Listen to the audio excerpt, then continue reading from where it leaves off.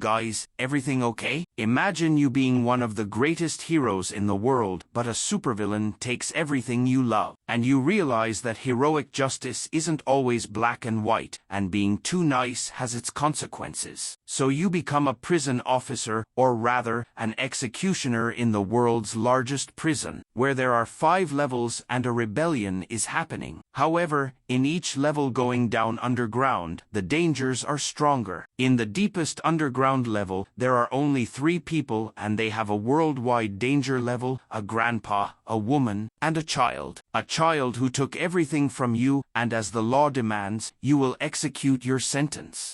The work begins with our protagonist standing over a man who is saying that he knew he was different from those useless gods. The protagonist shouts for him to shut up, but the boy tells him to kill him since he is the only one who can do it. Our protagonist says he won't be the one to kill him, since he promised his team he would put him in jail for justice to be served. Only our protagonist didn't know that until today he would regret, "I shouldn't have taken him to be judged by the law. I should have killed him." So let's go to the news with the reporter saying that Sung, the villain who made the whole world tremble in fear, has just been sentenced to death. They put a device to suppress Huang's powers, and he is currently imprisoned on the 5th basement of the prison for cruel villains, the Rookulus. We were also informed that some of our heroes who fought alongside Kong Yuseo were killed. The joint funeral for the fallen heroes of equality will be held tonight, but at this moment someone turns off the television, and we see that it's a man saying that he's still recovering, so he's lying down and not watching television. The man is introduced to us. He is the protagonist's brother, Gango Seo, and he is a prison guard at Rookulus prison. The sitting protagonist begins to confess to his brother that he shouldn't have arrested that guy, and should have killed Huang himself. His brother says he made a promise to his comrades that heroes save people and that he won't kill anyone no matter what, and that villains are also people and have the right to be judged. And he also agrees with what she said. Only the law can condemn people, but it's the agents like him who need to carry out these sentences. Listen, brother, this is a secret, but Huang will be executed next week. You've already done your job as a hero, leave the rest to the prison guards. Now let's go say goodbye to your comrades. Then, 1 week later, on the day of Sungwon's execution, my brother was killed, and the criminal who should have been punished by the law survived, while my brother, a prison guard, was murdered. Sitting alone on the floor of the room, the protagonist hears someone calling for him, and it's a woman saying how long they haven't seen each other, and she's the director of Rookulus prison, Seun-jo, and asks if he has a minute to talk. In the meeting room, she shows a video to the protagonist saying that was it. What happened at Huang's execution? A squad of agents is accompanying Sun Huan until he talks to his brother. He said he looked like you and asked if he was your brother. I had said that your brother didn't have a superpower, so that's why he became an agent, and who would be older, him or you? Your brother kept going without saying anything, until he managed to get into his brother's head asking how he felt when he killed someone. Since he is a prison guard and an executioner, he bet his brother had already killed people just like him and he wanted to know the feeling. Sun Huan says he feels it's too easy, since he just needs a gentle touch and they burst like a soap bubble. His brother retorts saying that he fights against a horrible feeling of guilt even when he needs to execute scum like him, even though all he needs to do is press a button, and not a single day goes by that he doesn't have nightmares and more nightmares, and the prisoners he executes haunt him in his dreams. Sun Huan says anyway he still works here. Why? His brother says someone needs to do it, so he's just doing his job as an agent. Then he announces,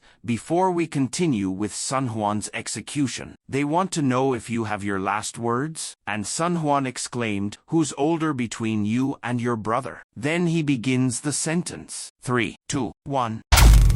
The protagonist asks what happened, the director says at the moment of execution. The energy of Ruculus dropped and we don't know what happened. But it's shown to us. The agents ask if it's a blackout and the prisoner, where is he? We see the protagonist's brother saying he knew, due to an unidentified PEM, was it then? While Sunhwan says I already said only he can kill me. An explosion occurs, and agents call for reinforcements saying the prisoner broke the suppression device. I repeat, the prisoner broke the suppression device. But at that moment Sunhwan appears behind him, and with a touch makes the man swell, saying that was a burst, making the man explode. He starts walking towards the protagonist's brother saying, you know what I think? I think you're the older brother, am I right? The protagonist's brother tries to counterattack, but his arm is neutralized. He starts screaming in pain, and again Sunhwan asks, did I hit the mark? The protagonist's brother goes after him shouting that justice will be done, but Sunhwan simply explodes him. And in the midst of all that destruction, Sunhwan says, I'd better ask your brother Gongyu if I hit the mark. The protagonist, not believing what he heard, the director says, these unidentified PEM attacks ended up freeing all the prisoners on each floor, without their suppression devices. The good news is we stopped them from escaping the prison, but many of our officials are trapped there with them. The protagonist, who knows who launched the attacks, she says they are still investigating. But Eroi Gongyu Seo, forgive me for asking this at the funeral of your brother. Could you suppress the rebellion in Ruculus prison? And without hesitation the protagonist says yes. But with one condition. My friends used to say heroes don't kill people, and my brother, who was a prison guard, used to say only the law can condemn people, and it's the person who carries out the sentence are just executors. So I don't want to go in there as a hero. Let me enter the prison as an executor. Nice to meet you, scum. I'm Gongyu Seo, your new prison guard. The villains already ask why there's a hero here wearing a guard uniform, but another without hesitation says, nice to meet you too, sucker. Now die. Then everyone goes after the protagonist. He just throws a punch, eliminating some and throwing others away. After seeing the damage he did with a punch, the prisoners wonder, what is this? Then Ganjio on his microphone says, listen here you pigs, under government orders, everyone from the ground floor to the 5th basement I will take over. My brother's duty, and whoever opposes will be executed immediately. Prisoners screaming, asking, what the hell are you talking about? Are you just going to kill us? The protagonist retorts, asking, after killing so many people, do you still find it unfair to die? They revolt, asking, who is he to decide who will kill us? A prisoner thinks while he's distracted with the other inmates, if I use everything I have, I can escape from this prison. But 1 second after passing by the protagonist, he's hit, and the protagonist says, I'll give you a choice. Quietly lock the control device and return to your cells,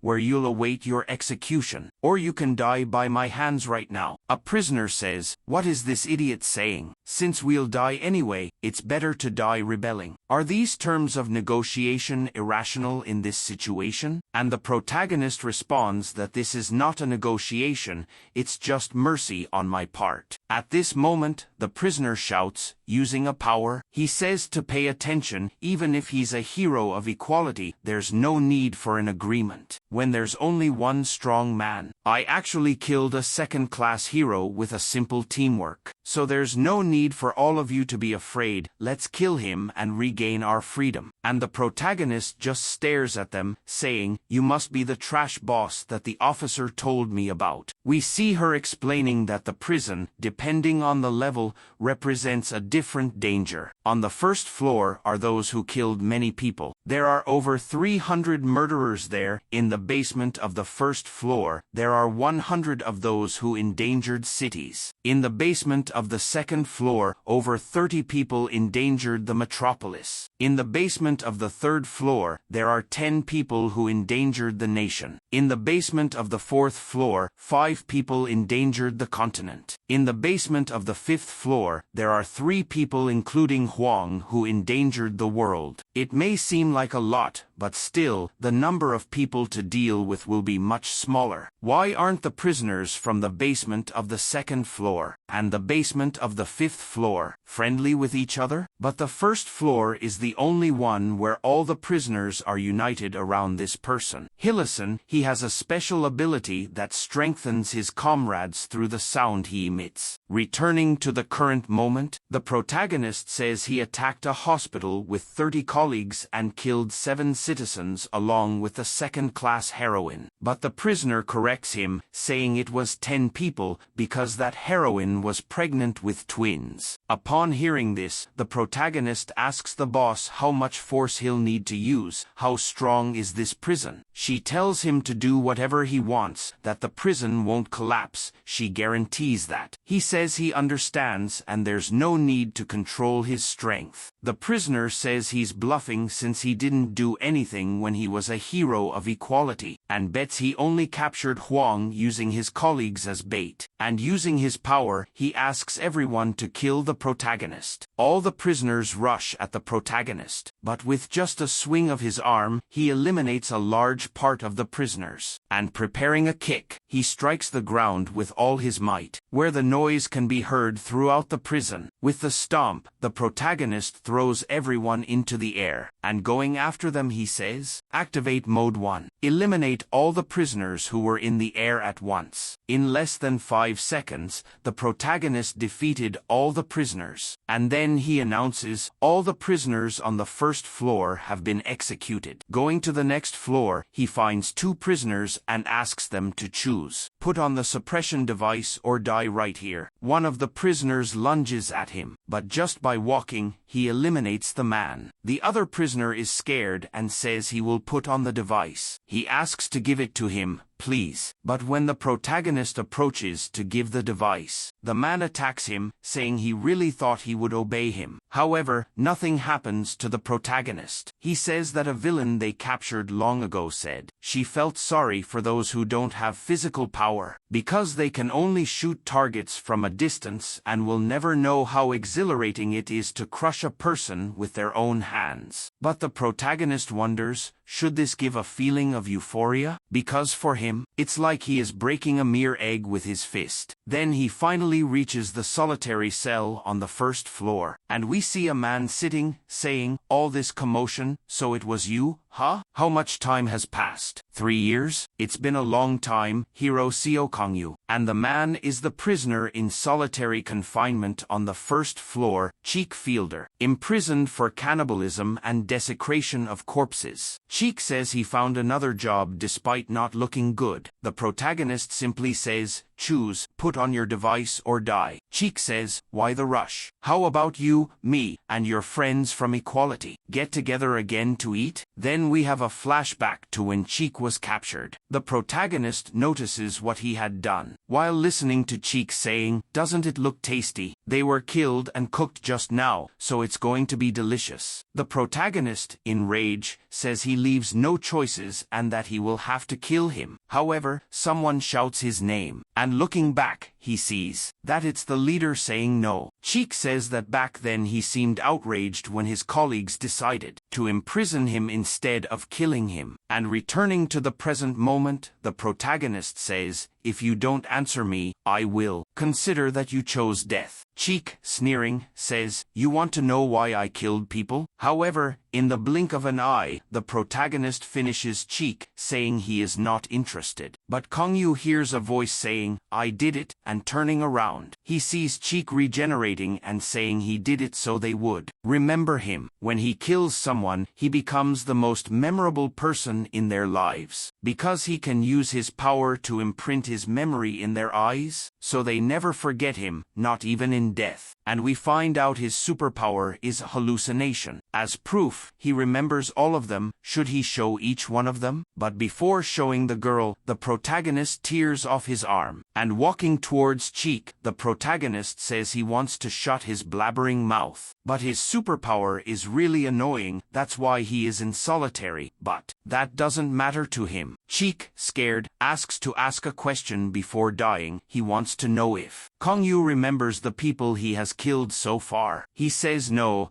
that scum like him is not worth remembering. Then, summoning his former comrades, Cheek says, "But maybe you'll remember this." But without hesitation, the protagonist eliminates all of them and says, "Is this the end of your cheap tricks?" Cheek asks how he can cut down his comrades without hesitation, and Kongyu responds, "Because they are all illusions anyway," while slicing Cheek in half with a cut. And with Cheek defeated on the ground, he concludes, "Besides, I'm no longer the hero, but a prison guard." And with his last words, Cheek says he is not just a guard, he is nothing less than a monster. A monster not much different from Sunghwan. Switching to Sung, we see him saying, "Come on, not even a single act of resistance? When are you coming down, Seo Kongyu? Or maybe, should I go up?" The scene changes to other people, with a man saying, "Miss Sinka, when do you want us to start intervening?" And she says, "He finally showed up. This man is going to be my husband." They ask her husband? She says yes, he will be my husband. "But, miss, you said you wanted Sunghwan as your husband." "Well, wasn't that why we launched the PEM attack to save Sung? Moreover, this guy is a hero, he's a hindrance to humanity's progress." She says he was a hero, but now he doesn't seem like one. They say she should choose only one then, because polygamy is illegal. She wonders who to choose, since they don't get along. "Maybe the one who survives here will be the man I'll choose. I wonder, which of them will survive?" The director arrives saying the protagonist did a good job, that he cleared the first floor in an instant, and from now on the prisoners become exponentially more powerful, so she recommends he rest a bit. He says he can't, and that he'll go down right now, and asks her to open the door. She says she understands, and before going down, she would like to ask a favor. She's receiving signals that there are still guards alive sending signals on the lower floors. Please, help them so they can return to their families. He asks if she knows how many agents are alive on each floor. She says no, all the devices are broken, except one. On the 5th basement the devices are okay, but one thing I'm sure of. Someone wants us to see what's happening down there. He says he understood, and the director can release permission for the next floor. She asks not to forget that the power difference between the first and second floor is like heaven and earth. And upon opening the door, the protagonist receives a double attack, with the men saying the fastest wins, while everyone shoots at him. The security chief shouts for Kongyu, until she hears she should worry about herself. And grabbing her, the villain says he always wanted to wipe that arrogant look off her face, and wonders what he should do first, and announces to his colleagues that this is the prison director. But he gets scared when he turns around to see that everyone has already been defeated. He wonders what happened, and looking up he sees the protagonist ready to hit him, and in 5 seconds the protagonist eliminated almost the entire second floor. The security chief is scared in the presence of this power, and she hears the protagonist telling her that when they open the next floor she shouldn't go down, because it's not safe here. She simply agrees, but before Kong goes she asks to wait and says that Tomoki, the villain Tomo captured, is in isolation on the 1st basement, and leaving the protagonist says he already knew that. The scene changes to the solitary cell in the basement of the 1st floor with the criminals, saying if they heard that noise, maybe they managed to escape. Only the woman says of course not. Do they really think anyone among us can make such a loud noise? I've told them to stay put, but they just wouldn't listen. And we see that this woman is Tomoki, and she killed 28 heroes and is an ex-heroine. She says for starters you ended up as villains because you don't think with your heads. A man gets irritated saying if she's looking to die. She laughs saying if he really thinks he can kill her. She says they've never killed someone with superpowers or fought against one, because if they had, they wouldn't be here on the 1st floor. Losing all calm he says, someone with special ability will die right now. And with a super fast attack she cuts the man in half saying, you were right, really someone with special ability just died right now. She says she captured countless villains as a heroine and learned how to fight against people with superpowers. With this knowledge she also also killed many heroes, and she will teach them that now. Of course, if you join forces with me, I will tell you how to hunt a person with special abilities. And more importantly, I will tell you how to defeat that guard. Because I know about Seo Kongyu's special ability. They ask how she knows that. I had a long career as an experienced heroine, so I have a good sense of most hero information. The prisoner asks what difference it makes. The hero was from equality, an elite hero different from a third class like you. She says that after Lausa became the leader of equality, there were reforms. First, she prohibited heroes from killing villains. Second, she regularly formed teams for joint training among heroes. Finally, the hero system from 1st to 5th class was abolished. And why am I telling you this? At the time Kongyu became a member of equality, it was when the system was abolished. He fell into equality exceptionally.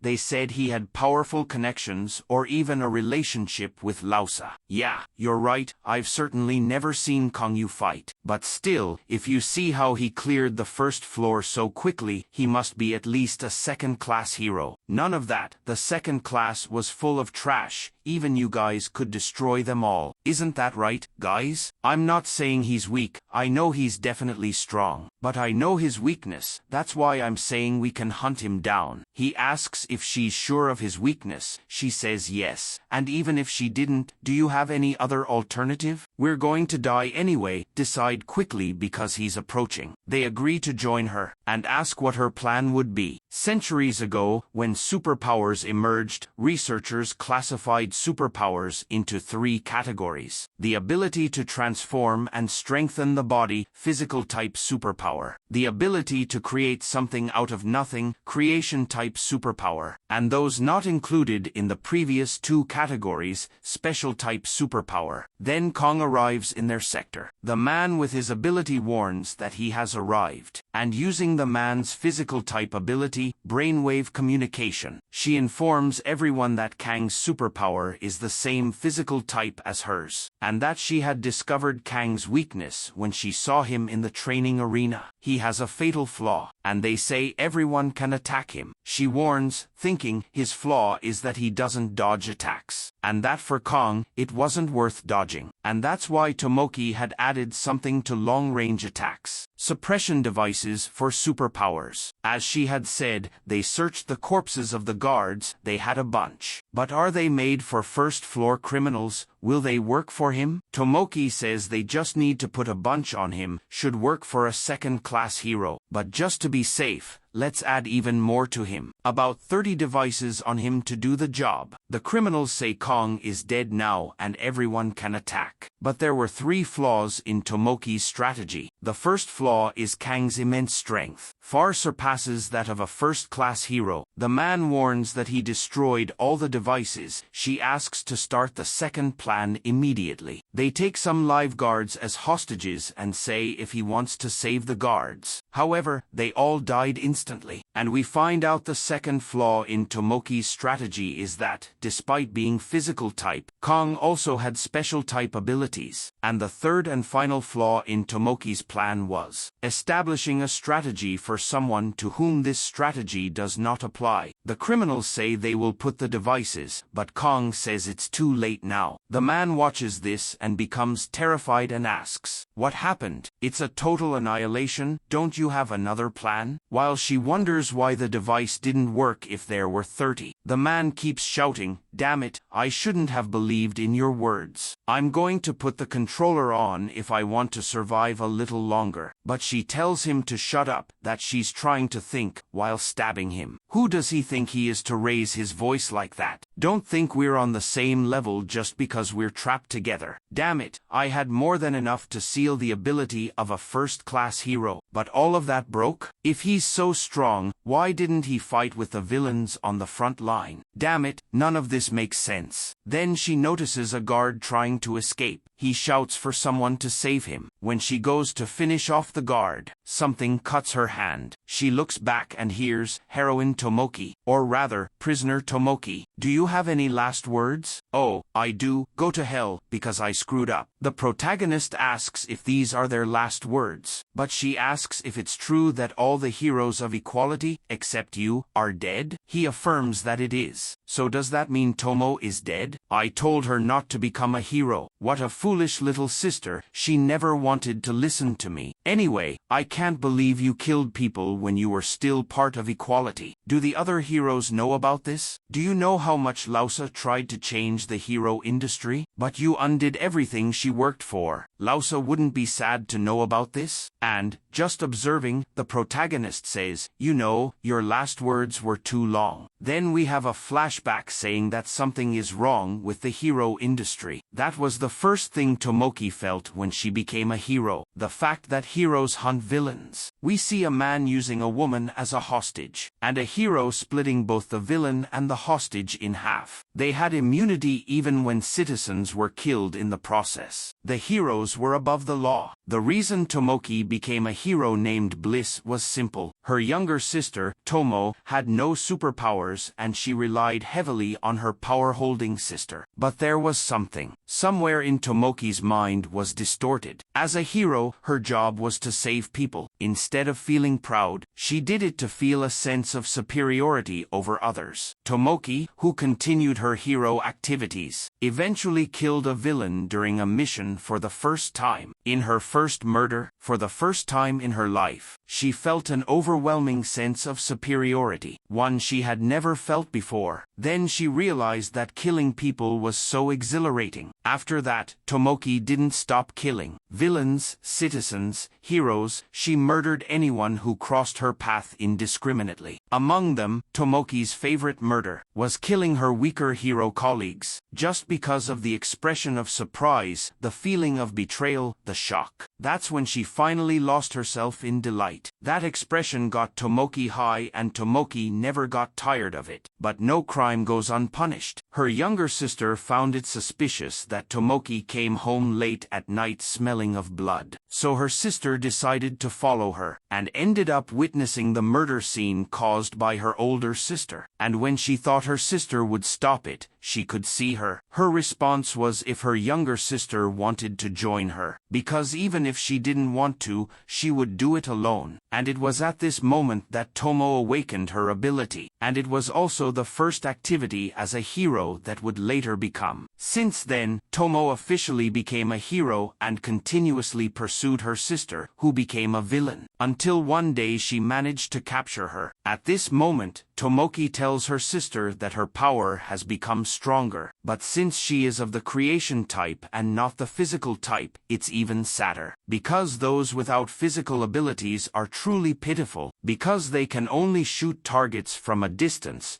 they will never understand how exciting it is to crush people directly. You'll never understand, little sister. With Tomo saying, "I never had a sister like you." Returning to the current time, Tomoki asks if Tomo died without suffering. The protagonist says that when she fell in battle against Sunghwan, she was asking for her sister to save her. "She died looking for you." And upon hearing this, Tomoki says she shouldn't have asked, because that just made me feel worse. She goes for the protagonist, hitting him in the chest. However, when she notices, the protagonist is actually already behind her, and when she turns to try to attack, the protagonist already grabs her and kicks her away. He starts walking slowly towards her. However, emerging from the smoke, Tomoki attacks him again, but he retaliates faster, hitting her in the stomach, making her vomit blackcurrant juice. With the power of the blow, she loses her transformation, and Kangayo says she's a prisoner in death row, but still, it saddens him, knowing he must kill a fellow's family. So Tomoki asks if he can spare her. Since he's a hero, hasn't he promised to Lausa? He responds saying he's not a hero, but still, she begs him to spare her. So Kong says that this situation now is something she has seen several times, hasn't she? "Tell me what you did to the people who begged back then." And realizing there's no way out, Tomoki just says shit. As as the protagonist prepares to strike. The blow was so strong that it echoed a tremor throughout the prison. It was to the point that the group outside heard it. They wonder what that sound was just now. The miss gets excited, saying it must be Kong, and she doesn't know what to do.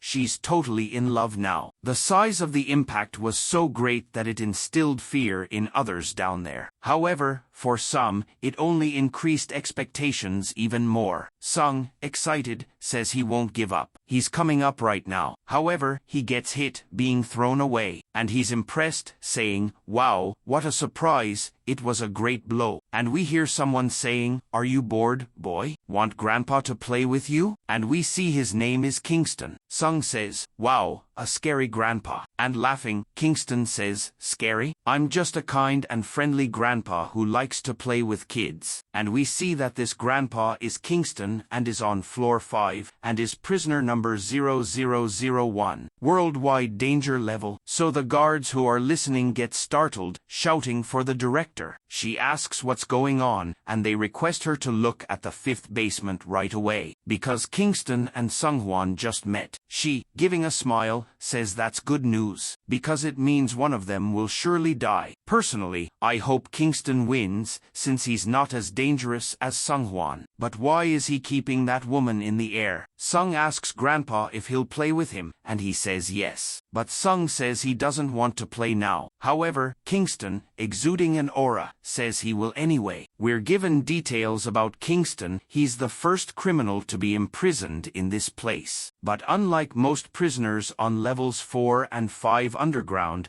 who were imprisoned for killing millions of people, Kingston only killed 3 people. His first victim was the most powerful and heinous villain of his time, Caracas. The other 2 victims were the most powerful hero duo of the time, Clark and Hilo. Kingston suddenly appeared out of nowhere and killed the 3 most powerful people in the world. And when surrounded by police, he exclaimed, "I've killed everyone considered invincible. Does that make me the strongest person in the world? How disappointing." After saying these words, he let the government take him. He was a great threat to the world, but surrendered only after killing 3 people and voluntarily turning himself in. He was also helped by the fact that the government and the Hero Association weren't getting along at the time. These 3 factors allowed him to postpone his execution for 30 years. Kingston says he won't kill Sung, so how about we play a little, since he doesn't stomp on young before they can grow. Sung says it's okay, and raising dozens of dead officer bodies, he turns them all into flesh balls. And, looking seriously at Kingston, he says, "I think I can play a bit." He fires all the projectiles towards Kingston, but the old man calmly waits for the right moment to move, and, with very fast and precise hand movements, he starts batting everything away. But then we realize he didn't just bat everything away. He destroyed everything, only the projectile itself hadn't realized it had been destroyed yet. Both are silent for a moment after this, and Grandpa says he thought Sung used telekinesis,